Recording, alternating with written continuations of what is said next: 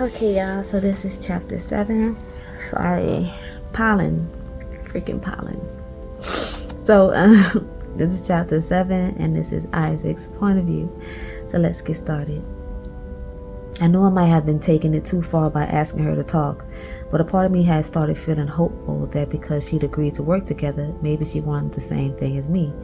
I should have just taken it at face value that it was something mutually beneficial because we already know each other's work and know that we're good at what we do. There was a time when she trusted me with her writing. She would read it to me and look up every couple of words to catch my reaction, which was never anything but awe.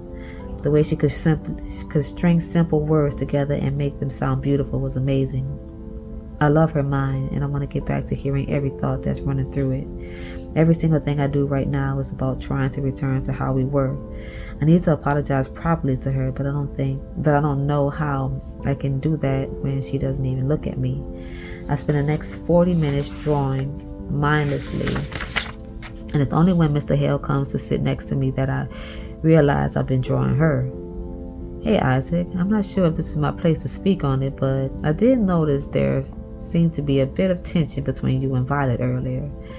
I knew the atmosphere between us was obvious, but I didn't expect him to call it out like this. Is everything all right with you two? I didn't think you were friends, but I thought you at least got on well with each other.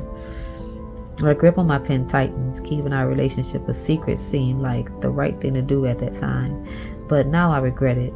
I wish everyone knew just how much she means to me. We're fine. We had a little falling out last year, but we're working through it. It's a complete understatement, but there's no way I'm explaining to him how my entire world shattered in just a day, and I'm still struggling to pick up the pieces. Okay, well, I'm very excited to see what you two can create together, so I hope you can make up soon. Me too. Next scene. When I get back to my room, Lucas is lying on my bed because of course he is.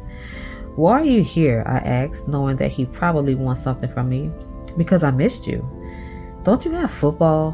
No, it got canceled today, so you get to enjoy the pleasure of my company.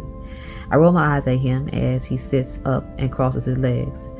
You can't borrow any more of my clothes. You still haven't given back the stuff you took on the weekend.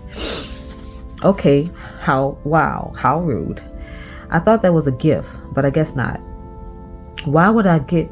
He starts pouting, and I can't stand the sight of it.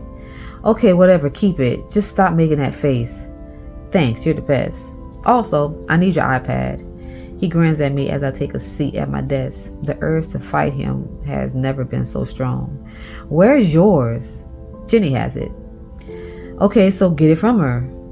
They're having room inspections today. I can't risk going over there. It truly amazes me how this boy has an answer for everything. If it was any other day, I'd probably entertain it for longer, but I'm too drained from my interaction with Violet to speak to him anymore.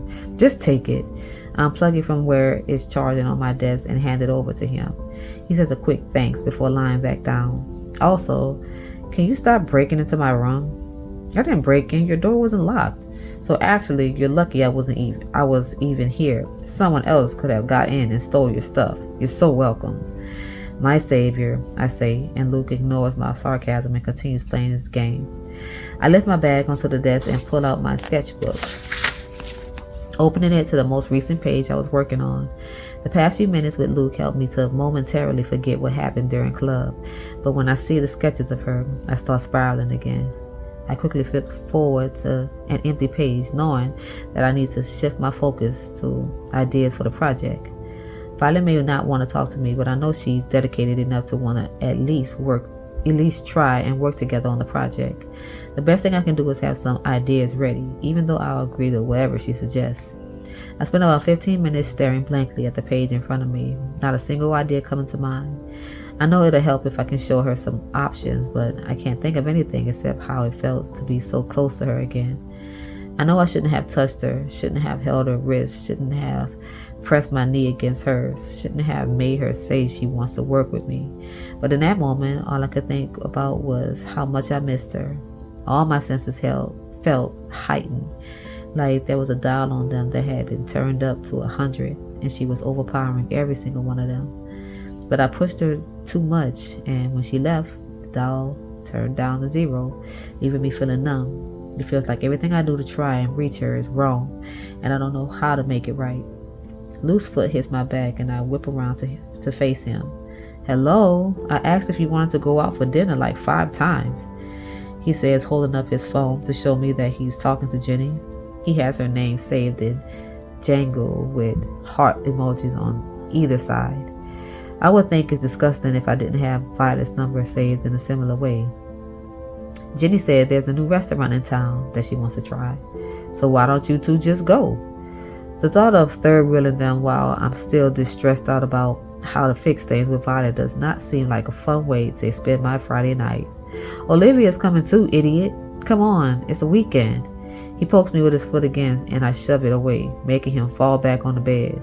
Fine, but I'm not driving. I spent all summer learning how to drive and my parents gift me a car, but now that I have it, I hate driving. I think of the promises I made to Violet, telling her that once I got my license, I would take her out on a real date and we could drive to wherever she wanted to go. It'll never happen now, and so driving has lost all its appeal. Whatever, I'll drive. He relays what I've said to Jenny and hangs up. I'm going to get changed and then I'll come back here and we can meet up with the girls. I nod, closing my sketchbook and standing up at the same time he does. I follow Luke to the door, locking it behind him as he leaves, and let out a huge sigh.